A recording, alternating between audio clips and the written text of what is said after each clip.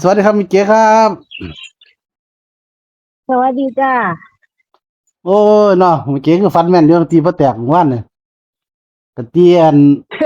มิเก้เป็นมีทุกมีทั้งซีมีทั้งเก่าเออก็ฝันมาพูดก็ฝันว่าอันมิเก้อุ้มน้อยๆเนาะกะตีซี่หนึ่งอุ้มน้อยๆตีหาจ้าซี่หนึ่งก็อีกตีอืเก้าซี่หนึ่งอยู่เด้อมก็บ่เอาโอ้ยเนาะบ่ได้ตัดบ่ได้รวมใส่กันเนาะก็เลยไปตีเก้าหนึ่งแทนซะเอาไหมอืมเอาไหมอันแม่นตีดีก็ได้ดอกวันมี FC เพิ่นตีถูกก็ว่ามีอยู่เด้คนก็ตี13ซื้อเขาน้อยอ่าถูกก็มีอยู่เพิ่นฝากน้ำใจมาให้100อยู่จ้าอืมจ้าไอ้เพิ่นว่า ร้อยหนึงเก๋ขอให้ไอ้ส่งให้ลูกเก๋กินข้าวเลยวะได้จ้านั่นแหละเพิ่นฝันอย่าลืมเด้อเขาเออเออขออยู่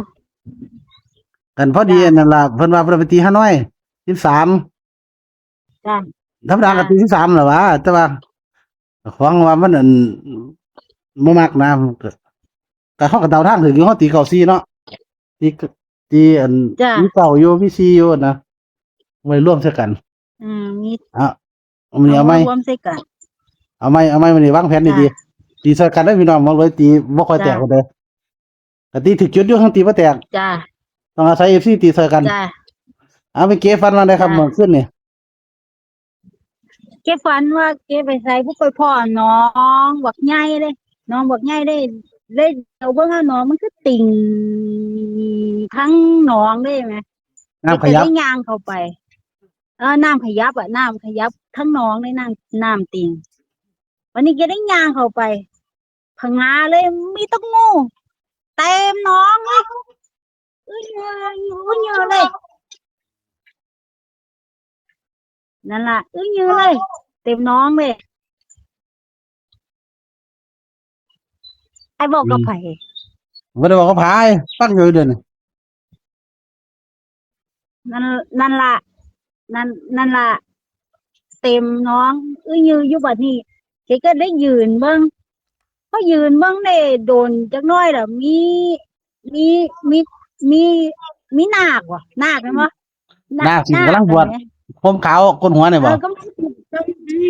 ก็ไม่ไหม้ล่ะถือถือขันมาโปรโปรยท่านเห็นไหมเพื่อโปรยท่านเพื่อกระย่างค่อยๆโปรยท่านแล้วงูอยู่ในบึงเห็นไหมขึ้นอืมมาขึ้นมาตามหลังเพิ่นแม่งเรื่อยซ่าๆตามหลังเพิ่นเห็นไหมนาคถือนั่นล่ะ ขันบ่พอนาคถือขันโปรยทานอ้าวขันเงินนั่นล่ะโปรยทานโปรยแล้วบัดนี้เพิ่นก็ย่างซ่าๆค่อยๆคือย่างไอ้จงกรมแหมย่างอืมย่างค่อยๆแบบหมูก็เลื่อยค่อยๆตามเพิ่นไปเพิ่นโปรยแล้วเพิ่นก็ย่างเพิ่นย่างแล้วเพิ่นก็โปรยงูซุ่มไอ้อยู่อยู่อยู่บึงขึ้นมาเรื่อยตามซุ่มอยู่ข้างอยู่ในน้ำก็มีซุ่มอยู่ข้างบนก็มีแหม นั่นอืล่ะมย่างตามเพิ่นจนสุดลูกหูลูกตาพุ่นน่ะเจ็ดเดี๋ยวเบิ่งอยู่สั่นแล้วจนตื่นนี่ล่ะฝันเก๋ซ้ำนี่ล่ะฝันแปลกฝันแบบแปลกๆในบ่ฮู้อะอ๋อเนาะก็มาเลยลออางสรุปให้พี่น้องฟังครับพี่น้องอาจจะบ่เข้าใจว่าเมื่อกี้ฝันแล้วเห็นหนองน้ำในหนองน้ำจ้ะนี่เป็นน้ำขยับน้ำติงน้อืำกระมเพื่อมอาเมื่อกี้เลยไปจ้ะส่องว่าเป็นหยังไปเบิ่งแล้วเป็นงูอืมอยู่ตัวแขนเต็จ้ะมหนองอยู่จ้ะยืนเบิ่งสักพักก็เลยเห็นนาคหมายถึงว่านาคคนเด้อครับคนสิบวชนาคนี่ล่ะจ้ะถือขันยางอ้อมหนองหนองเป็นสี่เหลี่จ้ะยมวะจ้ะหนองทรงสี่เหลี่ยมเนาะจ้ะงูนี่ก็เลื้อยตามทั้งนาคซุ่มอยู่ในหนอาองก็เลื้อยตามหนองผู้อยู่ทั้งโคกก็เลื้อยตามอาถนนแม่นบ่จ้ะเลื้อยตามเพิ่นซุแต่ว่าเพิ่นย่างช้าเรื่อยตามเพิ่นนะเรื่อยตามนาคอะแหมเอนาคโปรอยเงินแล้วเพิ่นก็ย่างค่อยๆงูก็เลื่อยตามค่อยๆตามอืมข้างหลังเพิ่นไปอะสังเกตหลายเที่ยแล้วให้เฮาฝันอิหยังก็สั่งหลายๆนี่มันมักจะเป็นเลขเบิ้นเด้เห็นว่ามื้อนั้นที่เมื่อกี้ฝันว่าปลาหลายๆผมตี77มันเข้าเห็นบ่จ้ะ อืมถือว่าปลาหลายๆเนาะมื้อนี้สังจ้ะเกตงูหลายเด้ยายจะตีเก่าๆอยู่งูหลายๆมื้อนี้บ่แล้วก็งูน้อยเป็นห้างูใหญ่เป็นหกมันสิเป็น55เด้เนี่ย55 66 77จ้ะ เอากันเก่าๆมีตุ้ยนะเดี๋ยวสิว่าบ่เอาน้ำเล่ามันสิเป็นลักษณะเบิ้นไหมไอ้ตำราทนายฝันสิว่างูงูใหญ่เป็นหางงูน้อยเป็นหกจังซี่นะ จ้ะ แต่ว่าอันนี้มันเป็นงูประมาณมันถอดแขนเนาะ จ้ะ มีโอกาสเป็นเบิ้ลลักษณะเบิ้ลเด้อนะแต่ว่าให้เอาเบิ้ลก็บ่พลาดบ่รู้สิวงให้นำบ่รู้คิดว่ามันน่าจะเป็น6677นี่แหละจ้ะ งูดอกแขนก็บ่ถือว่าใหญ่เกินไปไหมยังถือว่าเป็นงูน้อยอยู่ จ้ะ 6677เด้อมันเลยมักแต่ว่าให้ตีได้บัดนี่ จ้ะ ให้ตีในความฝันเมื่อกี้นี่หมูเลยว่างูหลายนี่นาคถือขันใช่ป่ะ จ้ะ นาคถือว่าเป็น7เนี่ย จ้ะ หรือนาคที่เป็น828ป่ะ70ป่ะ7080ป่ะ เดี๋ยวแต่ลูกพี่ตีเด้ ถือขันเด้เพิ่นถือขัน ยายก็บ่ได้ตียายตีแต่เก่าหนึง 91บ่ได้มันเป็นงูน้อย เก่าเก่าก็ตีน้ำพร้อมไง น้ำมันก็บ่ได้เกี่ยวบ่ได้เกี่ยวงูน่ะหลายเป็นตีน้ำตีสาดีกว่าให้ตีน้ำตีสาดีกว่าสาเป็นสี่เหลี่ยมเพิ่นเดินรอบสาเด้เพิ่นเดินรอบบ่ รอบ สาเป็นสี่เหลี่ยมเด้อืม ไอ้ที่ไอ้น้ำมันก็บ่น่าจะใช่ดอกมันน่าจะเป็นงูเป็นประเด็นแน่เป็นนาคแน่หรือว่าเป็นสระจังซี่ก็ได้เพราะมันเดินรอบสระแต่ว่านาคนี่บ่น่าจะเกี่ยวความคิดข่อยเด้ จ้ะ ความคิดของคนคิดว่าเนาะ ยายตีงูกับน้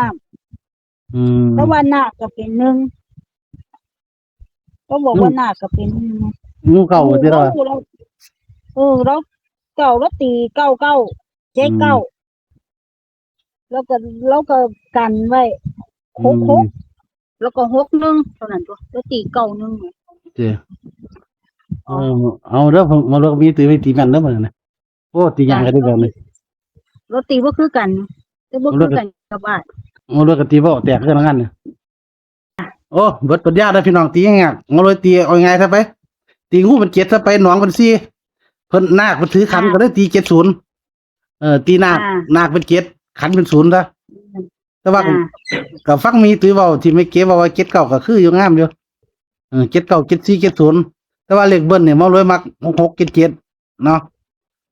นี่เป็นอาหารก็ได้เอาสมมุติว่าให้เจ้าเอาใจมักตัวใด ยังเก็บมาตัวแรกเก็บมาก็เก็บบอกเก็บมา78 เพราะว่า เพิ่นเขียน78 78มัก โอ้เก็บมา อ๋อคือชอบซื้อบ่ได้เกี่ยวกับฝันว่า บ่ตอนเก็บอยู่ผู้เดียวเก็บว่านาคเป็น8บ่ อ๋อนัก เป็น 8 7 เอาก็ได้ เก็บได้ 78ชอบเนาะ เก็บได้ตีสิวง78เนาะอืม อืม เอาตีซอยกันเด้อพี่น้องมารวยก็ตีบ่แตกกันหมดเนี่ยขออนุญาตพี่น้องตีซอยเด้อนะครับมือตึ๊บเลยมื้อนี้เพราะว่านาคเนี่ย เก็บก็บอกว่าเก็บฝันแตก นาคนี่บ่รู้ที่ว่าเก็ดก็ได้ภาษาเป็นสี่เหลี่ยมนะเพิ่นยังเพิ่นเดินรอบสาเด้สาต้องเป็น4ใช่ เพิ่นถือขันนี่เป็น0นะจ้ะ โอ้อาจจะเป็น7นะความคิดมารวยหรือเป็น9ก็ได้ก็เลยตีเอาเข้าไปตีว่า79 74 70ไม่เกชอบ78แต่ว่ามารวยคิดว่างูหลายปานนี้มันต้องเป็นเบิ้ลมารวยอ่านว่าเลขที่ได้เกี่ยวกับงูเลขเบิ้ลมีตัวใดคือ5 66 77 99นะแต่ว่ามักก็มูแม่นมัก66กับ77เอาตามนี้เนาะ จ้ะ ขอบคุณแม่เก๋หลายเด้อนะครับพี่น้องเพิ่นบ่เห็นต่างอย่างน้องเลยคอมเมนต์เข้ามาตีซอยเด้อนะครับตีมแบบมืดๆเลยมื้อนี้นะครับเอาโจๆกันมาสุขๆสวัสดีครับ